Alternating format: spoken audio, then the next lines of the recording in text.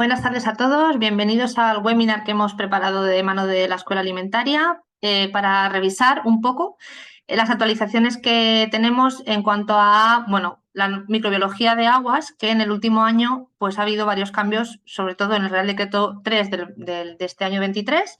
Veremos también el Real Decreto 2 del 23, que aplicará a aguas envasadas, embotelladas y demás.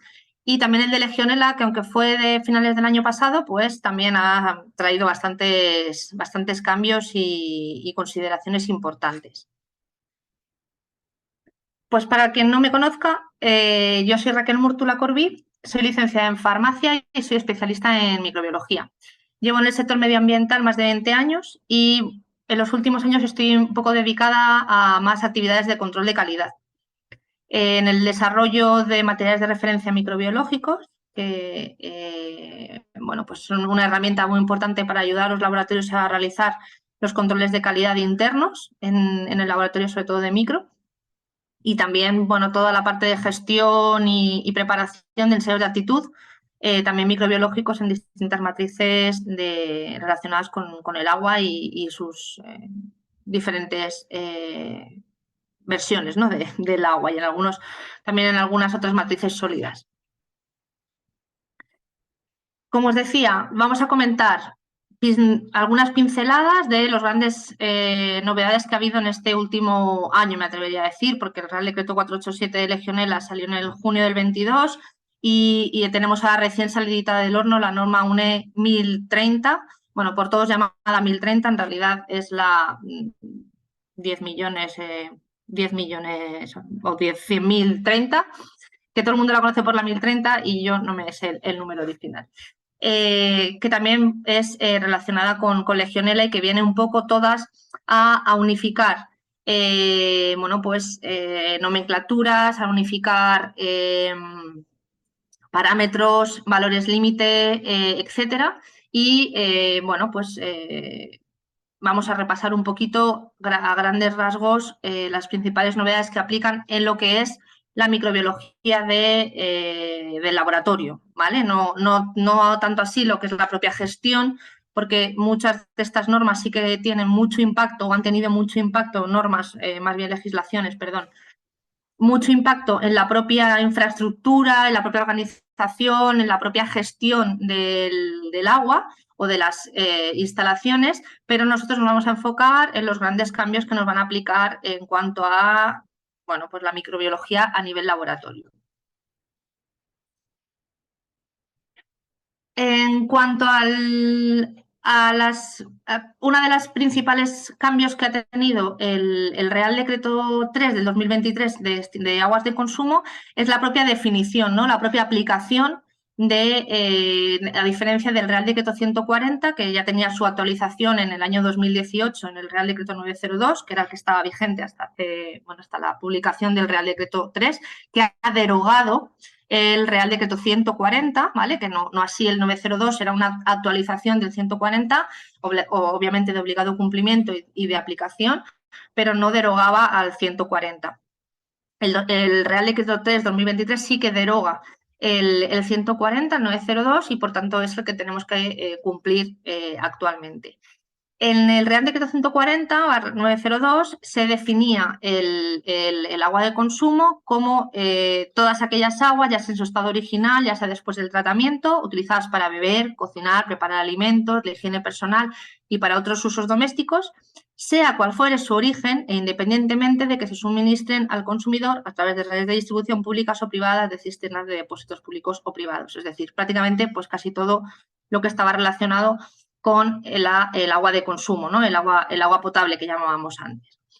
En este Real Decreto se hacía una mención a las aguas de la industria alimentaria y se englobaban aquellas que fueran utilizadas para fines de fabricación, tratamiento, conservación o comercialización de productos o sustancias destinadas al consumo humano, así como las utilizadas en la limpieza de superficies, objetos o materiales que obviamente pudieran estar en contacto con los alimentos, ya no así todas aquellas aguas de limpieza que se utilizarán pues, para instalaciones y demás que no estuvieran en contacto con los alimentos. ¿Qué ha traído de cambio el Real Decreto 3/2023? Pues que tiene, además de la definición propiamente del agua de consumo humano destinada para beber, cocinar, preparar alimentos, etcétera, la misma definición que hemos visto anteriormente. Raquel, ¿controlas tú el chat o...? Sí, no te preocupes. Ah, vale, perfecto. Vale.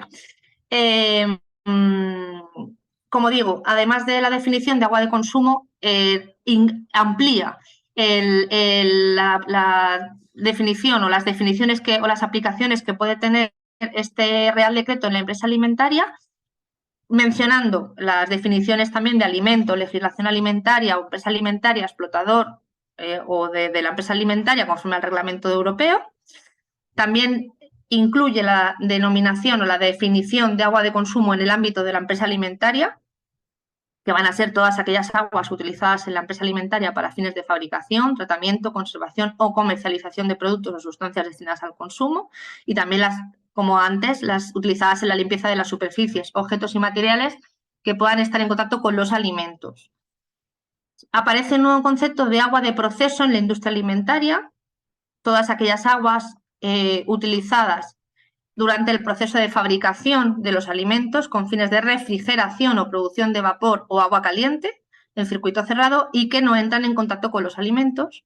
Y también las aguas de limpieza para uso en la industria alimentaria, como todas aquellas aguas destinadas a ese fin, distintas a las utilizadas en la limpieza de las superficies, objetos y materiales que puedan estar en contacto con los alimentos y que no supongan una fuente de contaminación para los alimentos. Al final, lo que viene a decir es que no solo vamos a tener que tener controlada el agua que vamos a destinar al consumo, sino también aquella agua que vaya a poderse destinar a la fabricación de un alimento o a estar en contacto con el alimento o que pueda llegar al final a contaminar el mismo y que obviamente pues, pueda llegar al consumidor y producir pues, cualquier pues, incidencia, ¿no? en la salud del consumidor.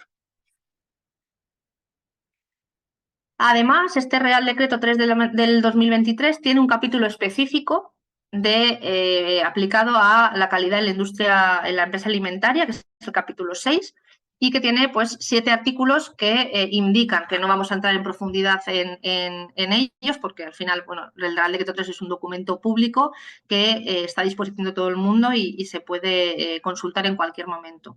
Pero sí que, bueno, pues recalcar, ¿no?, la importancia que tiene este Real Decreto en lo que es la propia empresa alimentaria, ya que trata en un capítulo aparte pues los criterios de calidad, los puntos de cumplimiento, los puntos de muestreo, los tipos de controles, los análisis y las frecuencias. Un punto muy importante, el muestreo, el laboratorio y los métodos de análisis, que al final pues, van a ser los mismos, lógicamente, que los métodos de análisis que se van a emplear para el agua de consumo, del agua de la red, y las exenciones, perdón, en el ámbito de la empresa alimentaria. ¿Cuáles son los principales parámetros microbiológicos que tenemos en las aguas destinadas al consumo humano?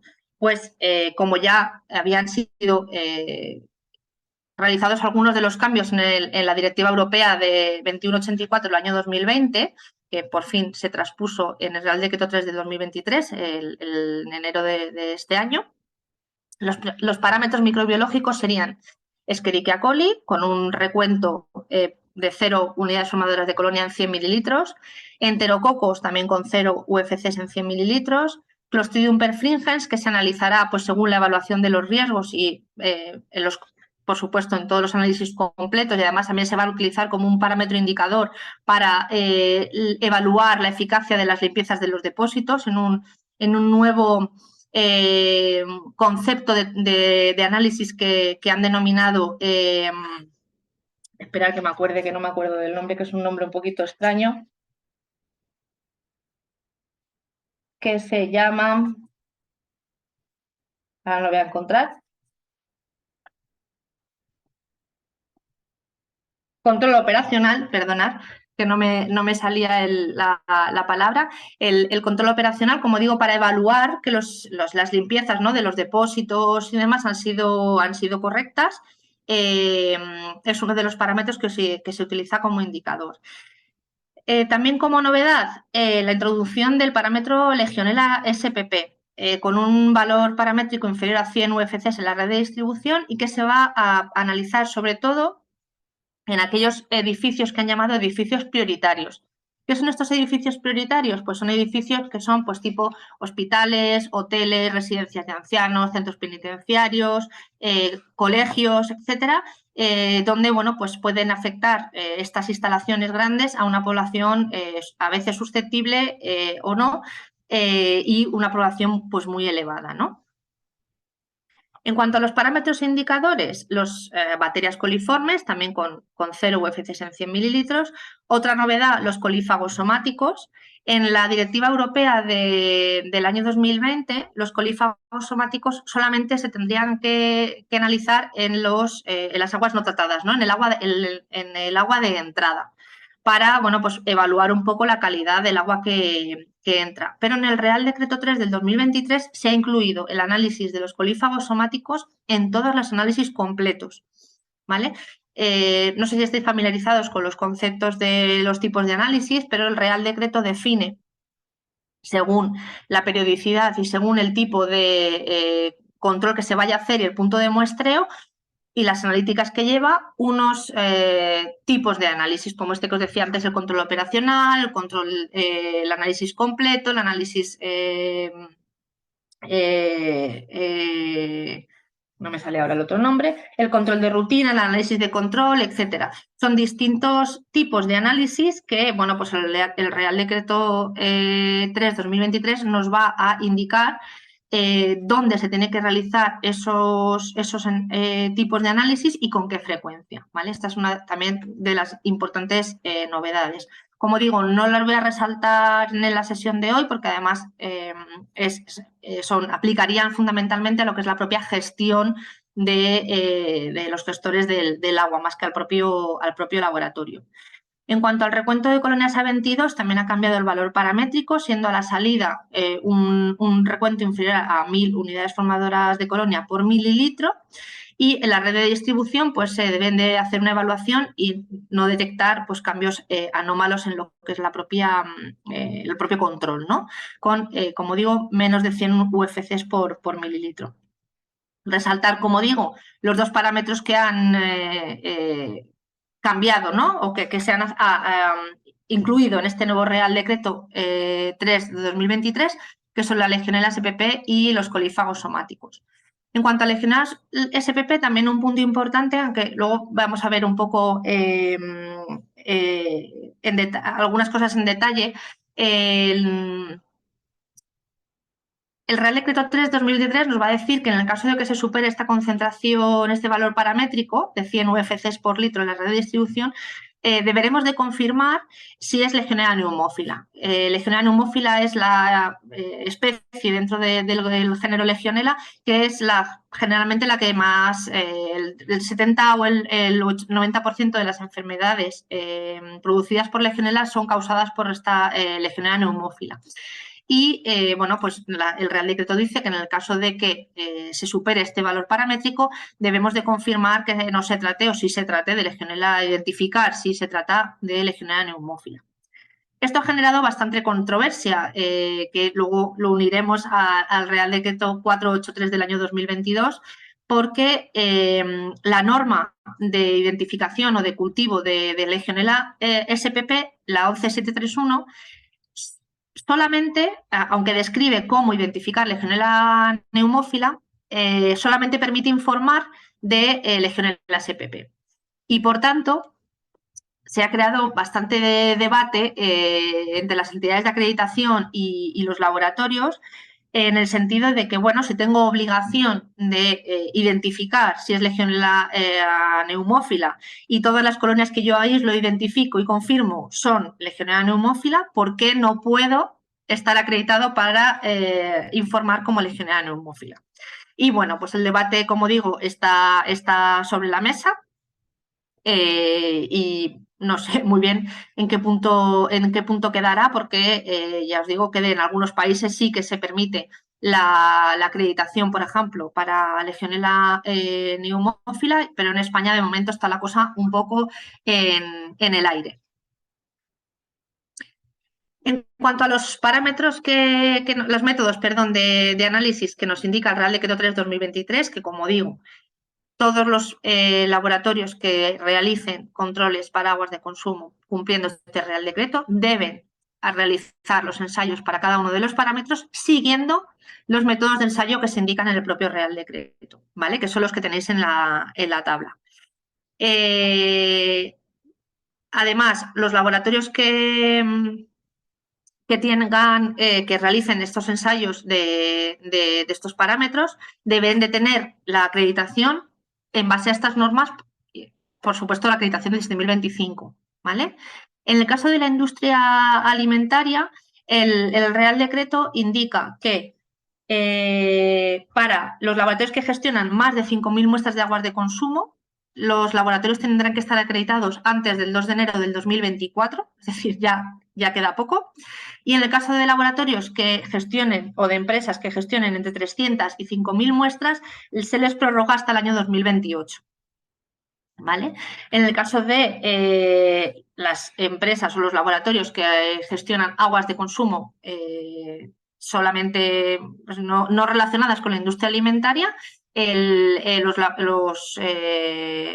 métodos tienen que estar acreditados para poder cumplir con este Real Decreto 3 del 2023. ¿Cuáles son los parámetros, cuáles son los métodos, perdón, para que nos dice el Real Decreto para cada uno de los parámetros que hemos visto? Pues para coliformes totales, los métodos, la ISO 9308-1, que es el agar cromogénico coliformes CCA, o la 9308-2, que es el coliler, el número más probable. ¿Vale? El agar cromogénico para coliformes es de filtración membrana y el coliler es una técnica de número más probable con sustrato definido. En el caso de los enterococos es la ISO 7899-2, que es filtración membrana utilizando el medio Slanet Barley. Para Clostridium la 14189 utilizando el TSC, también por filtración en membrana.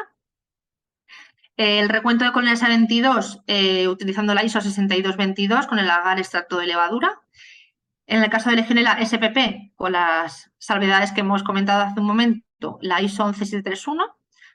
Bueno, he puesto BCY y VPC, pero hay unos cuantos medios más.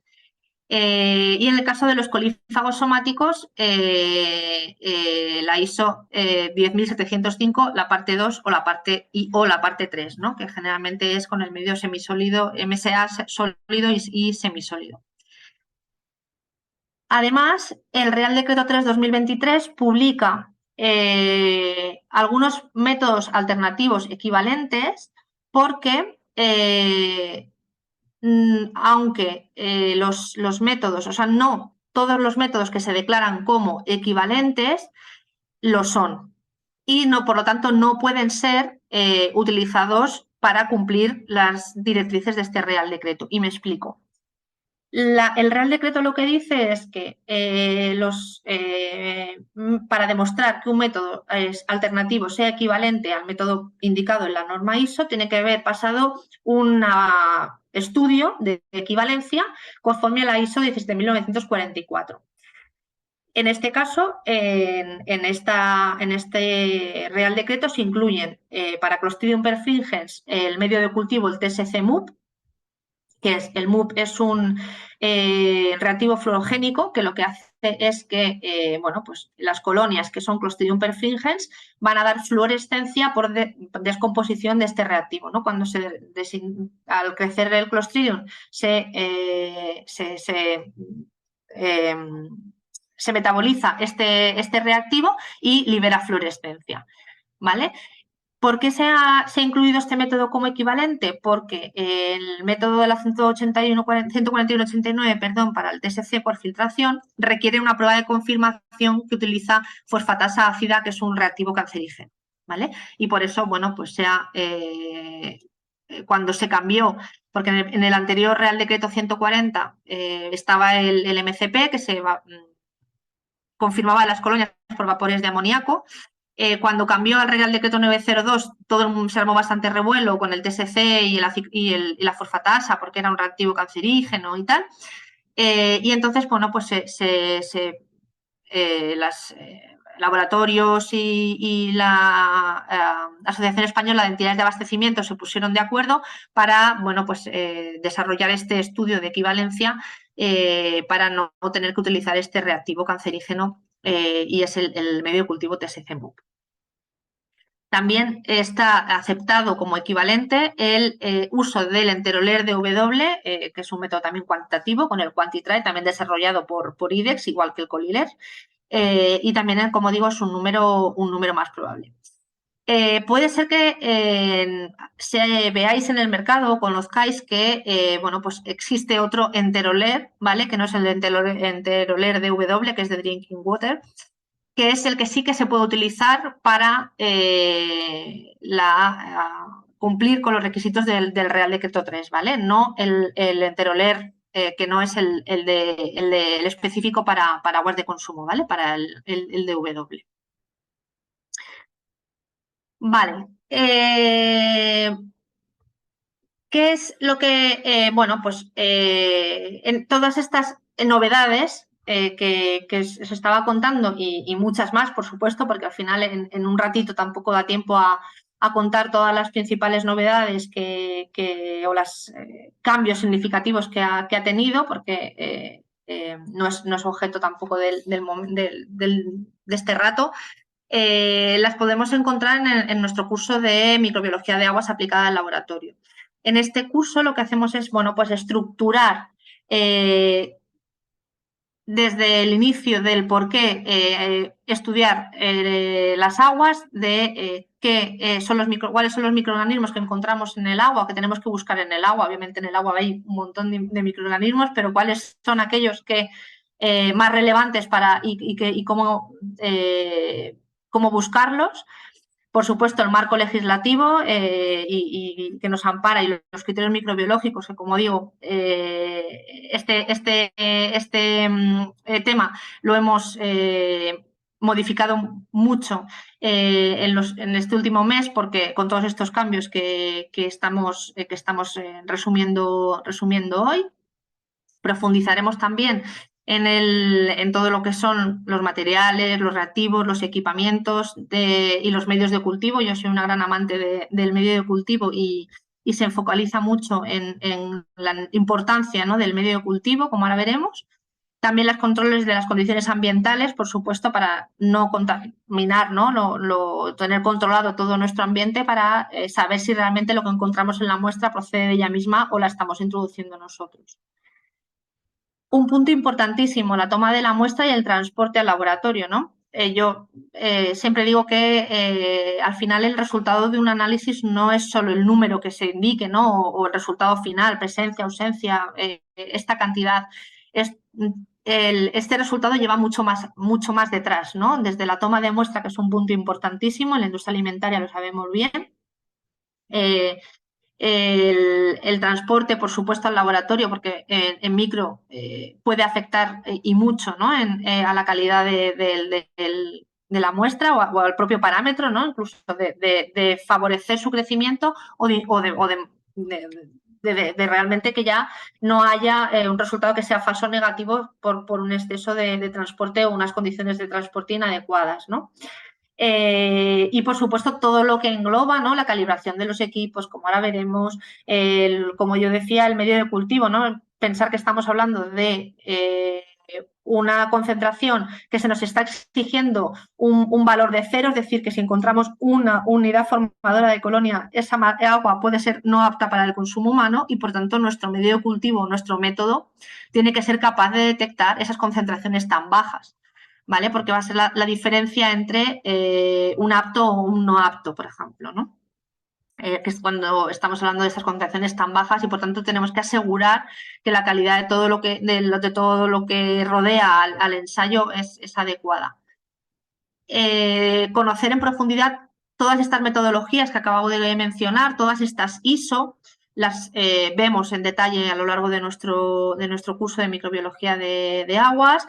Conocer, pues, cuál es la morfología característica de las colonias, las pruebas de confirmación si las hay, cómo hacer los recuentos, cómo hacer los distintos métodos en cada una de las matrices más importantes del agua. Un tema exclusivo para Legionella, que esto da para un curso entero, pero intentamos resumirlo todo en una unidad.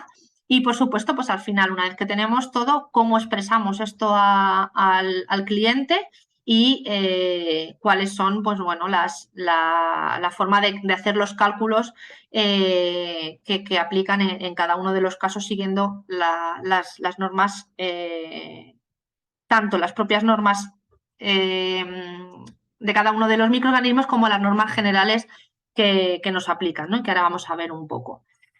Vamos a ver un poco unas grandes pinceladas de cómo está estructurado el curso y os voy a ir introduciendo dónde hemos introducido los grandes cambios de las normas o de las legislaciones que han cambiado, ¿no?, en este último año. A raíz del cambio del Real Decreto 3 2023, ¿no?, y de las propias definiciones, como hemos visto, y también del Real Decreto 2 para las aguas envasadas, se han reestructurado un poco las agrupaciones en cuanto a las identificaciones de las aguas, ¿no? También tenéis a disposición de forma gratuita el documento de la nota técnica 20 de la Entidad Nacional de Acreditación, donde se resumen los tipos de aguas y los grupos de aguas que tenemos, sobre todo para definir los alcances en el laboratorio. Como digo, aguas destinadas al consumo, aguas envasadas, continentales tratadas, continentales no tratadas, aguas marinas o aguas residuales. A lo largo del curso vamos a ir evaluando o revisando cada una de estos tipos de aguas y los parámetros microbiológicos y las características de cada una de ellas. Pues veremos, como digo, en detalle los principales grupos microbiológicos y todos los que figuran, la mayoría de los métodos que figuran en las normas de obligado cumplimiento. En cuanto a las técnicas de identificación, porque, vale, ¿qué microorganismos vamos a conocer? ¿Qué microorganismos tenemos que buscar? Pero ¿y cómo lo buscamos? ¿Qué herramientas tengo en el laboratorio para poder cultivar? Y luego, una vez que he cultivado, ¿cómo puedo yo saber si ese microorganismo es el que yo estoy buscando o no?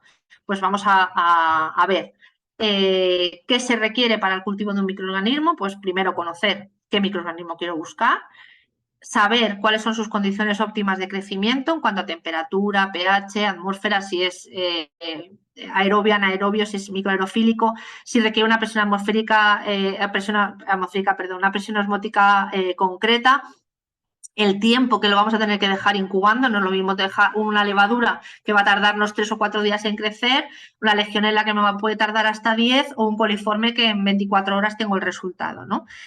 Y, por supuesto, los requerimientos nutricionales, ¿no? Los medios de cultivo. Como digo, se repasa a lo largo del curso de forma bastante... que esto también da para otro curso.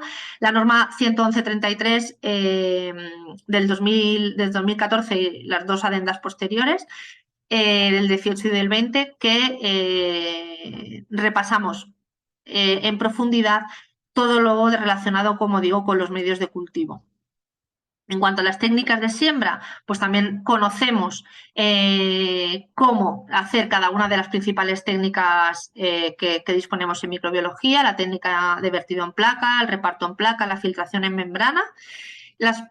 Aquí en este cuadro he resumido un poquito cada una de ellas, pero ya os digo que en el curso lo que hacemos es estudiar, incluso con vídeos, cómo se hace cada una de ellas, y estas son, bueno, pues un poco un resumen de las principales cosas a tener en cuenta, sobre todo en cuanto a los recuentos, en cuanto a las, por ejemplo, volúmenes máximos permitidos, o bueno, pues el tema del secado de las placas, por ejemplo, para filtración en membrana, que ayuda mucho a la hora de identificar las colonias y que obtengamos colonias aisladitas, no tengamos a veces manchurrones, ¿no? Si hay mucha agua residual en la placa, en el filtro, a veces la colonia lo que hace es que se expande y se nos solapan unas con otras y nos dificulta un poco el recuento. También veremos los principales métodos de identificación microbiana. A partir de un cultivo puro, de una colonia aislada, vamos a poder realizar diferentes pruebas. La tinción de Gram es la prueba inicial, ¿no?, para ver si el Gram positivo o el Gram negativo. Y luego además pues vamos a estudiar cuáles son las principales pruebas bioquímicas, serológicas y moleculares que disponemos para poder hacer esa identificación en el laboratorio. Por supuesto, las normas que hemos visto anteriormente nos indican cuáles son las pruebas que tenemos que realizar para cumplir con esa norma y hacer la identificación, pero claro, no nos dice cómo se tiene que hacer, por ejemplo, una oxidasa, o no nos dice cómo se tiene que hacer una prueba de la catalasa, ¿vale? Entonces, en este curso vamos a ver cada una de ellas, cómo se tienen que realizar. El marco legislativo también, pues muy importante para saber qué es lo que tenemos cómo cumplir con la legislación que aplica. Como ya hemos visto, pues ahora mismo tenemos recién salido del horno, como aquel que dice, el Real Decreto 3 del 2023, que afecta, como hemos visto, a las aguas de consumo humano y con las aguas ya no solo de consumo directo, sino también aquellas que a través del alimento pueden llegar, ¿no? a ser perjudiciales para la salud humana. También vamos a ver la legislación que aplica a las aguas de baño. Como digo, es un curso de aguas que no solamente se dedica al agua de consumo, ¿no? También vamos a hablar de las aguas de baño. Con el Real Decreto 1341 del 2007, los parámetros microbiológicos, E. coli y enterococos. Muchas veces lo que va a pasar, y a lo largo del curso lo vamos a ver, es que como las distintas legislaciones y las distintas normativas no van muchas veces sincronizadas en el tiempo, a veces tenemos reales decretos que nos dicen unas normas a cumplir, pero que ya su alcance de aplicación ha cambiado. Y este es un caso muy claro, es el de E. coli en el caso del agua de mar. En el caso del agua de mar o aguas marinas, aguas de baño, también las denominaciones a veces van cambiando conforme evoluciona un poco bueno, pues iba a decir la ciencia, pero en realidad aquí la ciencia poco tiene, ¿no? Porque aguas de baño lo tiene todo el mundo, aguas marinas también, agua de mar también. Bueno, pues nos tenemos que ir adaptando un poco a las denominaciones que van siendo vigentes. Y como decía, en el caso del E. coli, en el Real Decreto 1341 nos indicaba que podíamos utilizar la 9308-1 o la 9308-3. Pero porque en ese momento no existía lo que la 9308-2. Pero claro, y estábamos hablando de que la 9308-1 era para medios lactosados, que se podían utilizar para cualquier tipo de agua.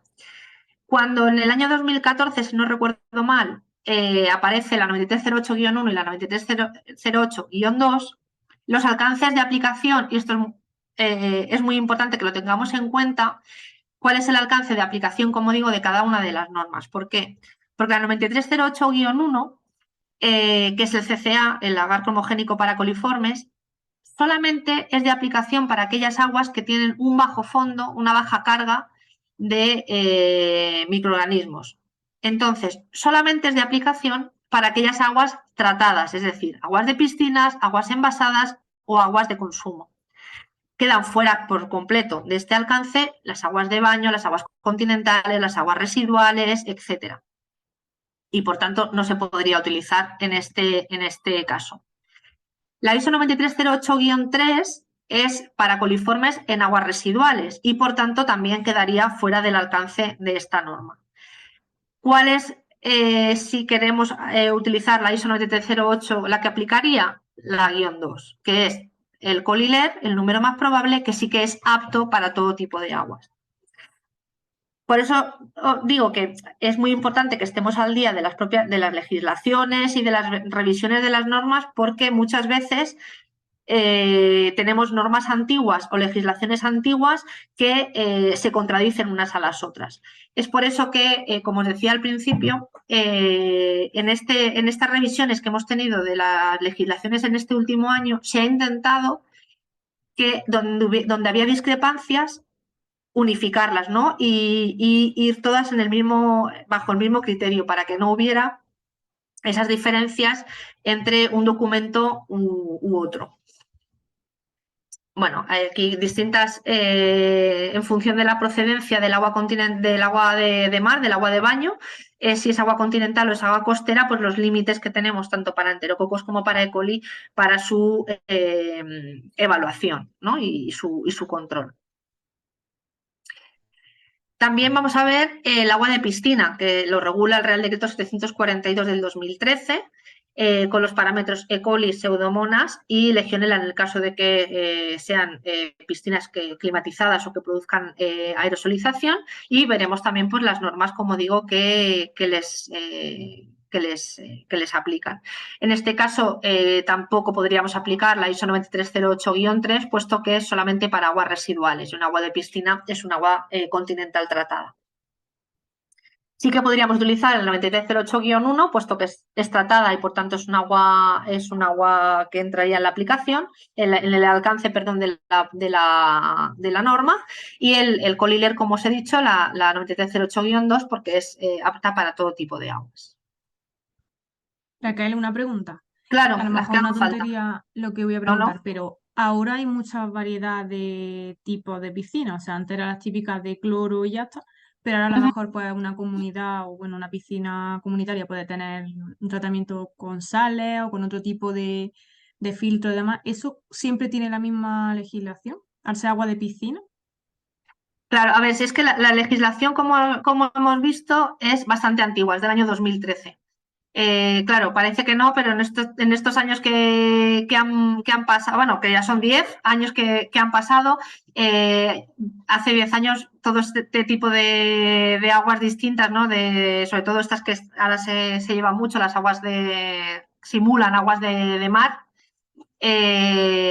pues antes no existían. Yo desconozco si este Real Decreto está en revisión o no, pero a priori, aunque el sistema de tratamiento sea de gestión del agua, de lo que es la propia composición, ¿no? del agua, al final todas, en mayor o menor cantidad, cloro llevan.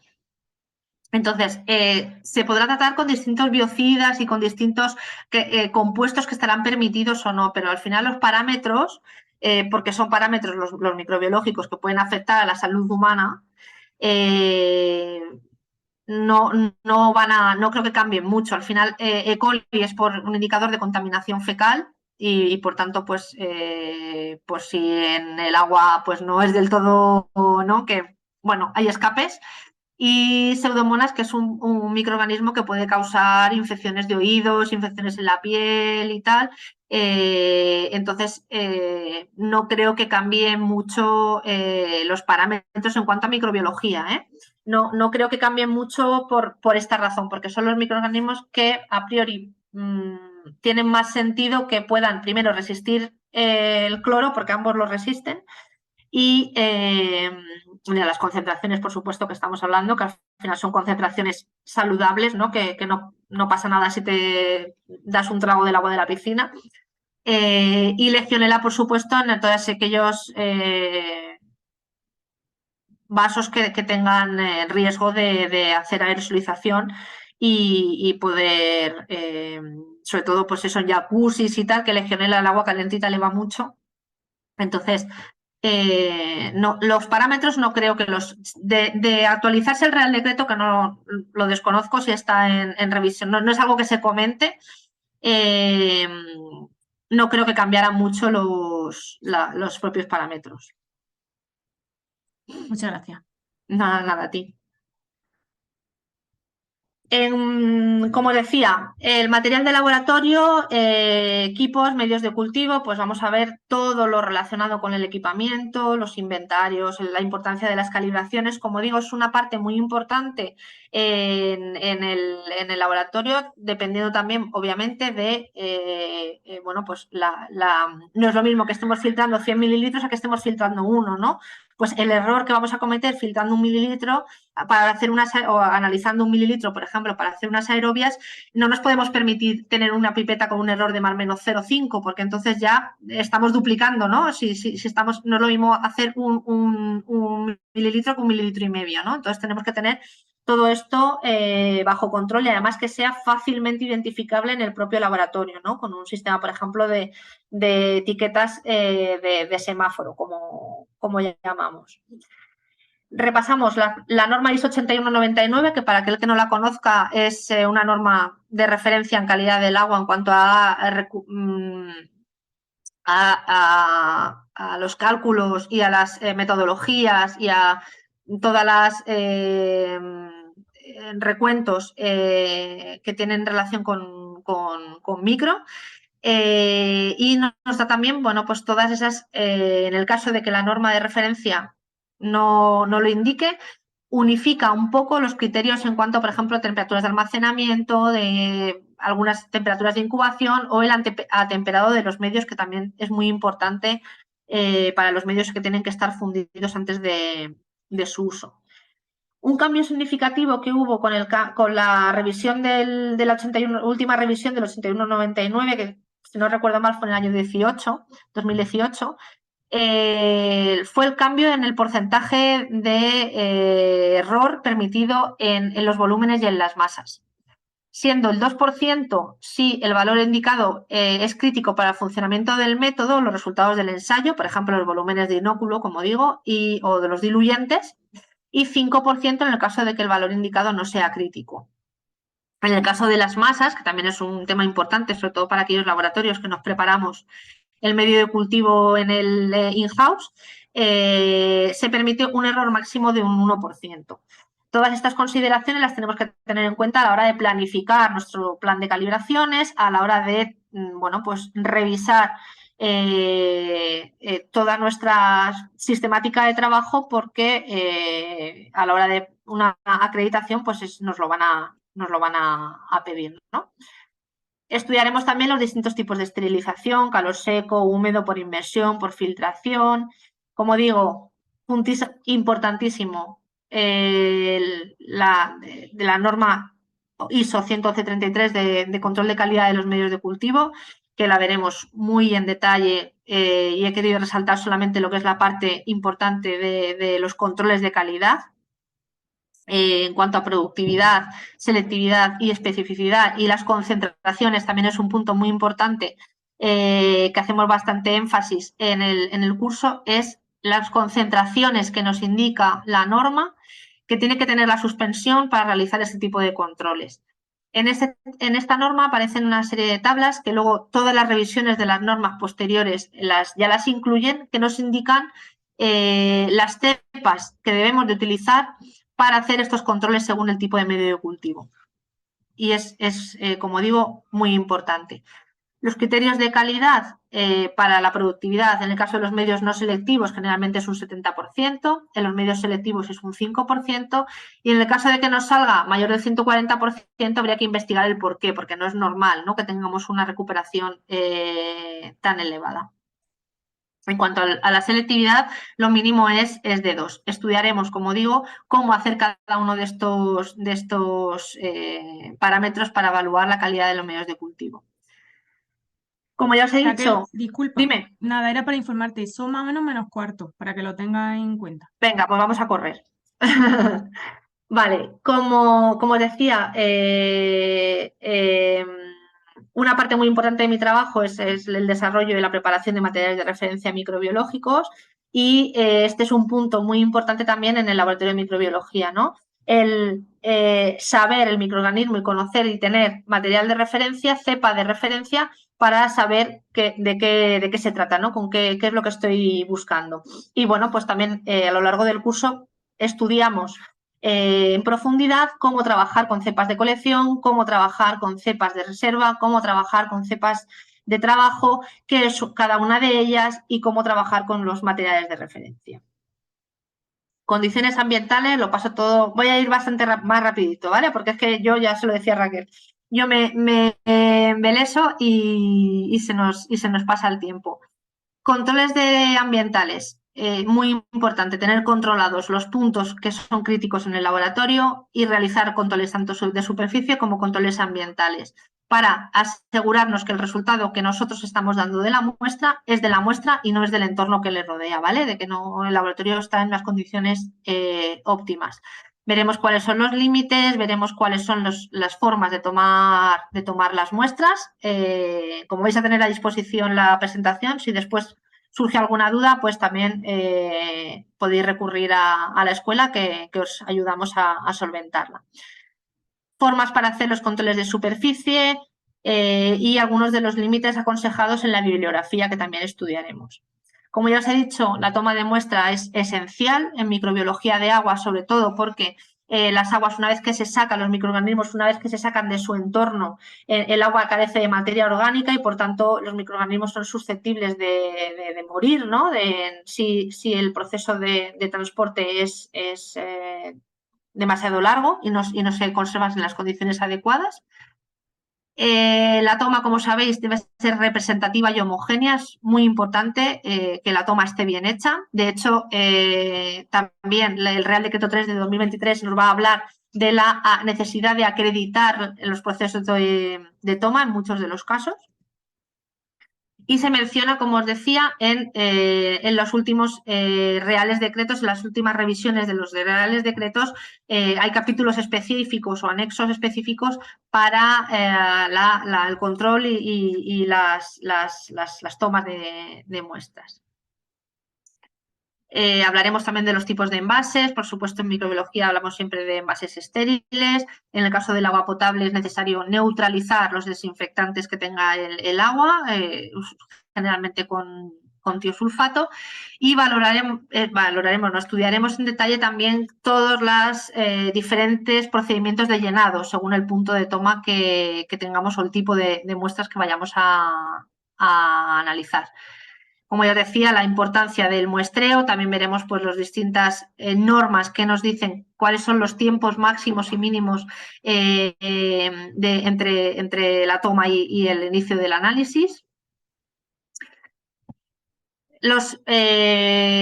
Como os decía, los parámetros del agua, haciendo hincapié al Real Decreto 3/2023 y también, como os decía, la importancia del control de calidad del medio de cultivo. Estas son las tablas, algunos de los extractos de las tablas que os decía de la 111.33 que se simulan o que se repiten en las propias normas de aplicación, indicándonos qué microorganismos, qué cepas tenemos que utilizar en cada caso y cuál es el criterio de aceptación para cada uno de ellos, y así lo estudiaremos. Los controles necesarios, como digo, también pues de la norma 141.89 para Clostridium perfringens. Estudiaremos también la norma 62.22 para aerobias. En este caso he querido resaltaros aquí la importancia de la composición del medio de cultivo, ¿no? Muchas veces nos parecen medios que son muy similares, pero que no todos cumplen estrictamente con la composición de la norma, ¿no? Y así es lo que debemos exigirle a nuestro fabricante o al medio de cultivo que vamos a emplear, que la composición sea la que corresponde en cada caso.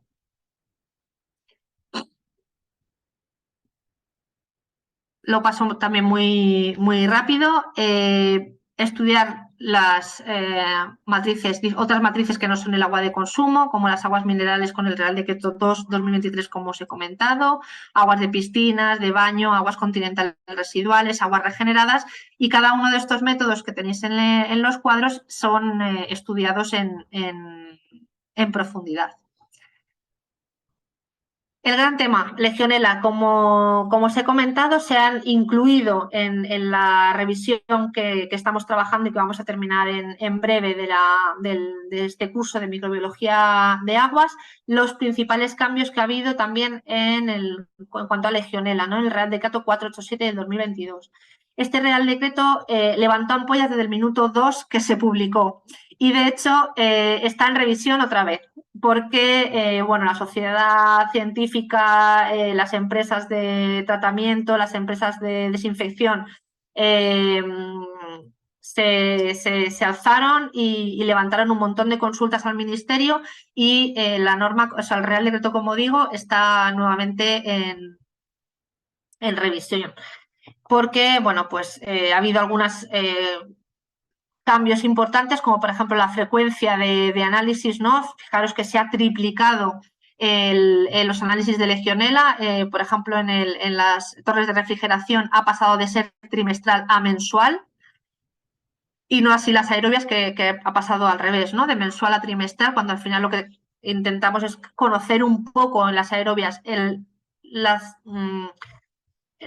situación global de lo que es nuestra instalación y ya, bueno, pues de forma más exhaustiva el control de Legionela. Esto al laboratorio le viene fenomenal porque al final está triplicando el número de muestras, ¿no? Lo que pasa es que, bueno, pues también la comunidad científica tiene que velar un poco por el bien de todos, ¿no? No solo por el bien económico, sino por un poco, pues, le viene muy bien a la empresa que hace el análisis, pero no tan bien al dueño de la torre, que al final tiene que triplicar el gasto en este tipo de analíticas, ¿no? Como digo, este Real Decreto 487 está actualmente en revisión. Como sabéis, toda esta documentación, el Real Decreto 3, el 427, menos las normas ISO y las UNES que son de pago, los Real Decretos son documentos públicos que los podéis descargar de internet y echarles un vistazo. De hecho, en el Real Decreto 3/2023, que se me ha olvidado mencionarlo antes, en julio, creo que no lo he mencionado, en julio el propio Ministerio sacó un documento de 260 y pico hojas que es documento, no me acuerdo cómo le llaman, pero es como un documento para ayudar a entender o a interpretar el propio Real Decreto, ¿no? El Real Decreto tiene 50 hojas o entre 40 hojas y ese tiene 260 y pico, ¿no? Lo que pasa es que sí que es verdad que si tenéis inquietud por saber los principales cambios o dónde os pueden afectar, creo que merece la pena descargarlo y echarle un vistazo. También han cambiado algunos de los valores límite, como estaba comentando antes. Antes había algunas diferencias, ¿no?, entre las legislaciones y las propias normas. Ya se han unificado los valores paramétricos y se han bueno, pues puesto un poco más coherentes a las propias circunstancias de los tipos de muestras que se trataba. Esta norma también es bastante densa. El Real Decreto 427 también es bastante denso, porque tiene una parte, a la parte del laboratorio quizá queda un poquito más diluida, ¿no? Y afecta mucho, como os decía también con el Real Decreto 3, a lo que es sobre todo la parte de gestión, ¿no? De gestión de muestras, de gestión de las instalaciones, de cómo actuar ante positivos, etcétera. ¿Qué es la norma UNE 1030 que os decía? Bueno, pues esto es una norma que también se ha actualizado ahora en este mes de octubre, donde se regulan las instalaciones, ¿no? Los propios las directrices para el diseño, montaje y explotación de las propias instalaciones, ¿no? Esta está muy enfocada a actuar, a cómo actuar en las propias instalaciones, ¿no? Mencionando, bueno, pues el plan de prevención y control de Legionela, que igual habéis leído por ahí, los PPCL, los PSL que están ahora tan de moda. En el Real Decreto 3 también está el PSA, ¿no? El plan de saneamiento de abastecimiento, para evaluar bueno, el riesgo que hay y, bueno, pues en base a eso, pues poder establecer la frecuencia de los análisis, etcétera. Se ve muy en detalle en el curso la norma 11731, que, como digo, es la norma de cultivo para Legionela, y que, bueno, pues tiene esta maravillosa matriz de decisión, que lo bueno que tiene, no sé si estáis familiarizados los presentes en el análisis de Legionela, es que aunque hay, como veis, métodos requeridos y métodos opcionales, la norma sí que deja abierto a elección del laboratorio cómo combinarlo, ¿no? Y los volúmenes de ensayo y demás. Esto que da, esto de dejarlo tan abierto, pues está muy bien, porque si el laboratorio conoce la tipología de sus muestras, puede ahorrar mucho tiempo y dinero en el ensayo, pero sí que es importante que el laboratorio tenga en cuenta cuál es el límite de detección del método que ha planteado. O sea, el laboratorio va a diseñar su propio método en base a la tipología de muestras. Obviamente, si el laboratorio desconoce o tiene una combinación de muestras diferentes, pues va a tener que diseñar un método, intentar que sea un único método lo más versátil posible, ¿no? Que nos cubra mucho rango de trabajo. Pero sí que es importante que sepa el límite de detección que tiene ese método diseñado para, bueno, pues obviamente que no sea un límite de detección muy elevado que no nos permita detectar legionela si la hubiera, ¿no? Y todo esto pues lo vemos, como digo, y lo desgranamos muy bien en el curso de micro. Y finalmente, como os decía, una vez que tengo ya todas mis muestras hechas, mis placas contadas, mis recuentos hechos, mis confirmaciones realizadas, ¿cómo le expreso yo al cliente qué es lo que el resultado para que él lo entienda, ¿no? Pues la norma ISO, de nuevo, la ISO 8199, nos va a decir cómo tenemos que realizar las confirmaciones y los cálculos, y así es, pues lo vemos a lo largo del curso, como digo, tanto si es ensayo directo como si se realizan diluciones o se hacen diferentes volúmenes de muestra, que también está permitido el jugar con las diluciones directas que llamamos. También vamos a estudiar diferentes casos especiales, porque vale, muy bien, hago diluciones, pero o hago una filtración, pero ¿y si tengo un recuento por debajo de 10? ¿Cómo lo tengo que expresar? Pues la norma nos va a decir cómo tenemos que expresar estas circunstancias especiales, y así lo vamos a estudiar. Y finalmente, cómo elaborar un informe. La norma 17.025 nos dice qué puntos tiene que tener un informe, al menos, qué puntos al menos tiene que tener un informe, y así pues lo vamos a repasar. En el caso de necesitar modificar un informe, añadir alguna información adicional, también nos va a decir la norma, la ISO 17025, cómo debemos de hacerlo. Y por último vamos a repasar en cuanto a la expresión de resultados, las principales normas que hemos estudiado a lo largo de todo el curso, que tienen que decirnos, ¿no?, en cuanto a la expresión de resultados, que aquí tenéis, bueno, pues un breve resumen de los principales métodos de algunos de los principales métodos que vamos a ver. Como os decía antes, en el Real Decreto 3/2023 se ha incluido el análisis de Legionela, y además también se incluye una expresión del resultado del laboratorio en el caso de que no podamos detectar Legionela porque haya un crecimiento excesivo de una flora acompañante, ¿no? Entonces, deberemos decir que Legionela SPP indeterminable o con un crecimiento excesivo de microorganismos que dificultan la detección de Legionela.